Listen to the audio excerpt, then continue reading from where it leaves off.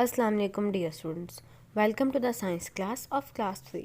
We are on unit 3 and our today's topic is adaptation to habitat means जानदारों का अपने माहौल के मुताबिक खुद को ढाल लेना.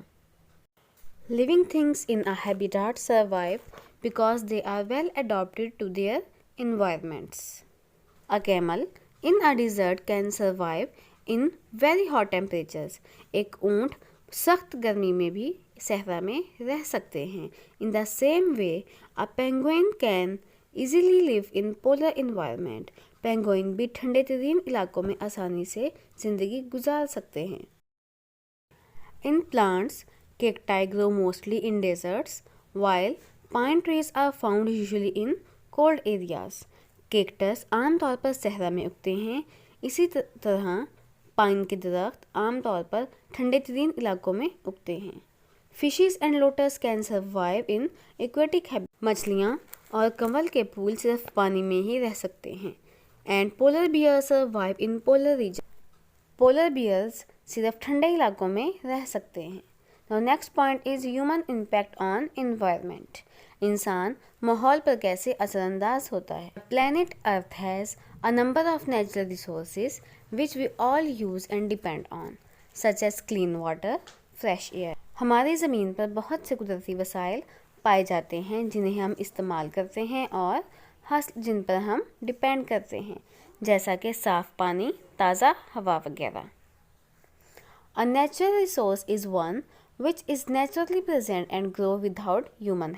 कुदरती वसाइल मीन्स वो चीज़ें जो बगैर किसी इंसानी हेल्प के पाई जाती हैं या फिर बढ़ती हैं. Water, plants, oil, gas, air all are natural resources. पानी, पौधे, मादनी तेल, गैस, ताज़ा हवा, मिनरल्स वगैरह सब कुदरती वसाइल हैं जो कि ज़मीन में पाए जाते हैं. Many times human activities result in adding harmful things to our environment. बाज़ औक़ात इंसानी सरगर्मियाँ हमारे माहौल को नुकसान पहुँचाने का सबब बनती हैं और हमारे नेचुरल एनवायरनमेंट को तबाह करती हैं, जैसा कि dumping trash and waste liquids in water result in the death of many fishes. कचरा और आलूदे मादे पानी में फेंकने से ये मछलियों की मौत का सबब बनते हैं. It means less clean water for everyone. और हर किसी को साफ़ पानी मुयस्सर नहीं होता.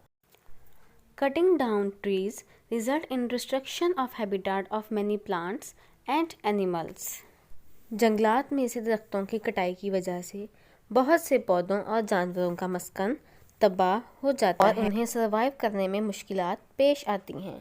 Due to this action, temperature of our planet increasing day by day. दरख्तों की बेजा कटाई की वजह से हमारे माहौल का टेम्परेचर दिन ब दिन बढ़ रहा है.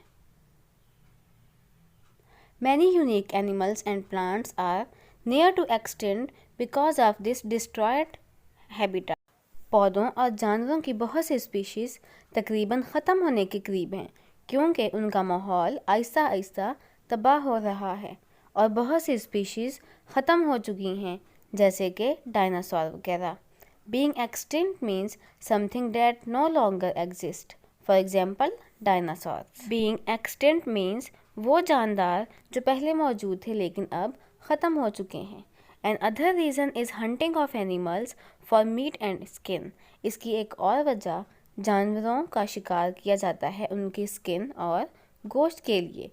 Dates why some species are in danger. बेजा शिकार की वजह से बहुत सी स्पीशीज़ अब ख़तरे में हैं जैसे कि mountain gorillas, चीतास and Asian elephant वगैरह.